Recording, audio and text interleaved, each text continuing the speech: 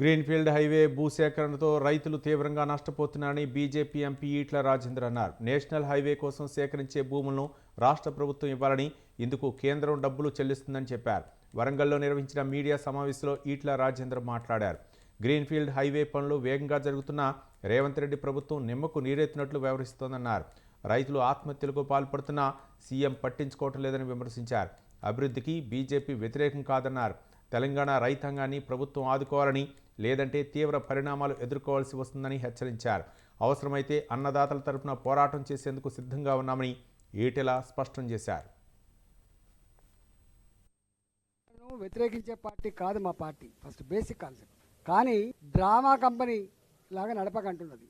కులగణన దేశవ్యాప్తంగా చేపట్టే ఆస్కారం లేదు చేసే ఆస్కారం లేదు. ఎందుకంటే ఇప్పుడు సపోజ్ లంబాడా ఉంది, మా దగ్గర లంబాడా ఎస్టీ, లంబాడా మహారాష్ట్రలో బీసీ, కర్ణాటకలో లంబాడా ఎస్సీ.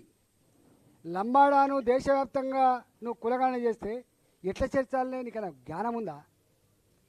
రజక ఇక్కడ బీసీ, రజక కర్ణాటకలో ఎస్సీ, ఎట్లా చేస్తావు? తెలంగాణ రెడ్డిలు ఓసీ, కర్ణాటక పోతే బీసీ.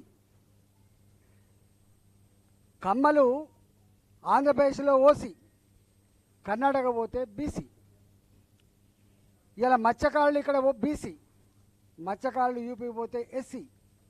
ఇట్లా అనేక రకాల వైరుధ్యాలు ఉన్నాయండి. అసలు ఏమైనా జ్ఞానం ఉన్నట్టుగా మాట్లాడతారా?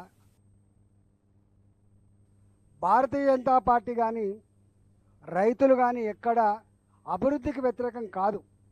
వాళ్ళు ఏమైనా అభివృద్ధికి వ్యతిరేకం అని చెప్పి చిత్రీకరించే ప్రయత్నం చేస్తున్నారు, వాళ్ళను అవమానపరిచే ప్రయత్నం చేస్తున్నారు, వాళ్ళ మీద తప్పుడు కేసులు పెట్టించే ప్రయత్నం చేస్తున్నారు, దౌర్జన్యం తట్టుకోలేక ఆత్మహత్యలకు అవుతున్నారు.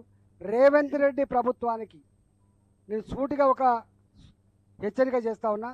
మీరేమో ఈ గ్రీన్ఫీల్డ్ హైవేస్ కానీ నేషనల్ హైవేస్ కానీ శరవేగంగా కన్స్ట్రక్షన్ జరుగుతూ ఉంటే నిమ్మకు నీరెత్తినట్టుగా వివరిస్తూ ఉన్నారు తప్ప ఆ రైతుల గురించి మీరు పట్టించుకునే పాపాన పోతలేరు. కాబట్టి అవసరమైతే మేమే రైతుల పక్షాన, ఎక్కడైతే రోడ్ల నిర్మాణం జరుగుతూ ఉందో మేమే రైతాంగం పక్షాన పాదయాత్రలు చేసి రైతులకు అండగా ఉండి మీ మెడలు వంచి ఈ ధరలు సవరించే ప్రయత్నం చేస్తాం.